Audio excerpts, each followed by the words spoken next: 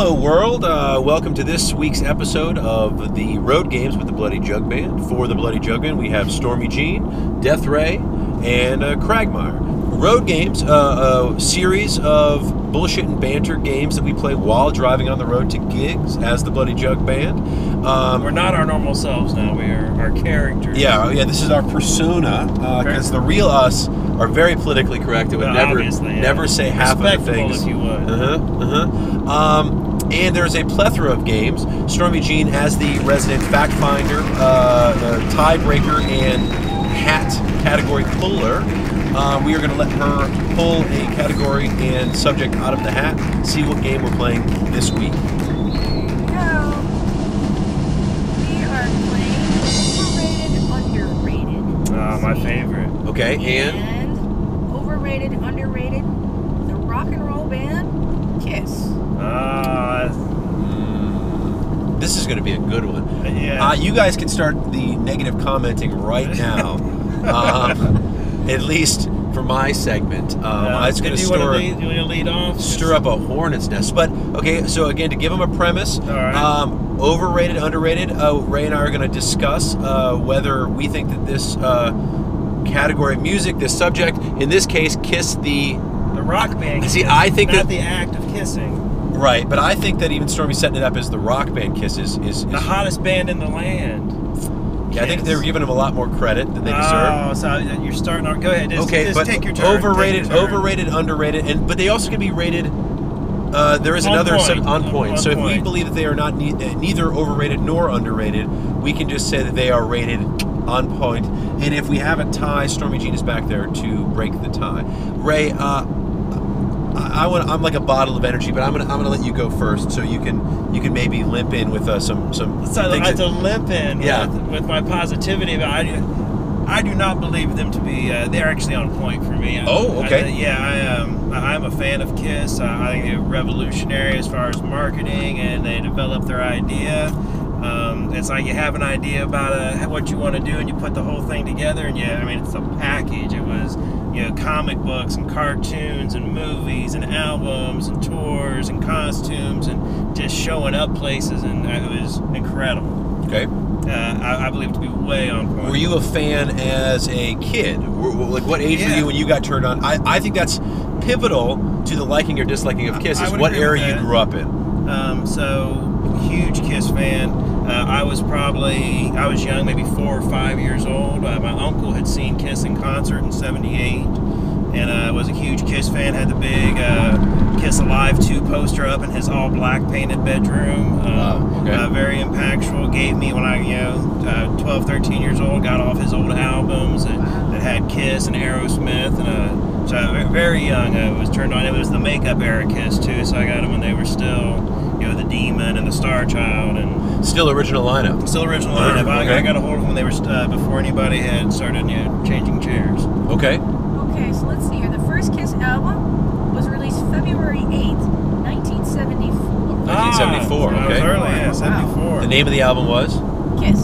Kiss. Oh, okay. Self-titled. And that had does it give the track list? Full track listing. Strutter, Nothing to Lose, Firehouse. Oh, that's the Firehouse. The Firehouse. Nothing to Lose. Go ahead, Stormy. I'm sorry. I'm a big fan of Cold Gin. Cold Gin. See, Let Me Know. Are you awake? Kissin' Time. Kissin' Time. That's not really that Deuce. The Deuce. You know your man is working hard. He's worth a deuce. Love Theme from Kiss. What's a deuce? That's a... I think it's whatever you need it to be.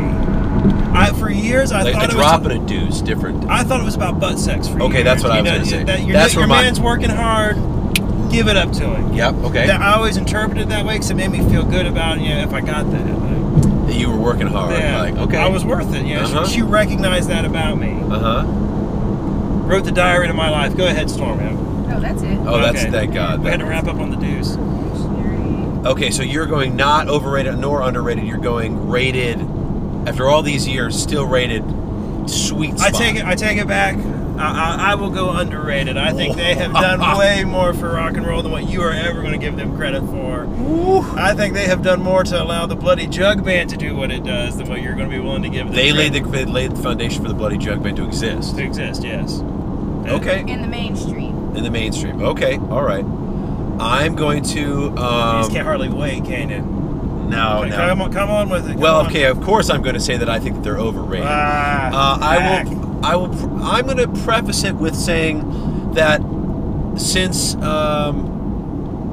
you're a couple years older than I am, that I think that by the time that I was in middle school or an era, I think you got in early. Right. But I do think that most of the people that I know, and especially people that you hear rave on about Kiss, I mean, Eddie Trunk's a big Kiss guy, Scott Ian's a big Kiss guy. They're all of a very similar era, maybe 5 to 10 years older than I am, that Kiss was the shit. They got them. If I had a Kiss comic book as a kid, or those if I guys was are known as being right.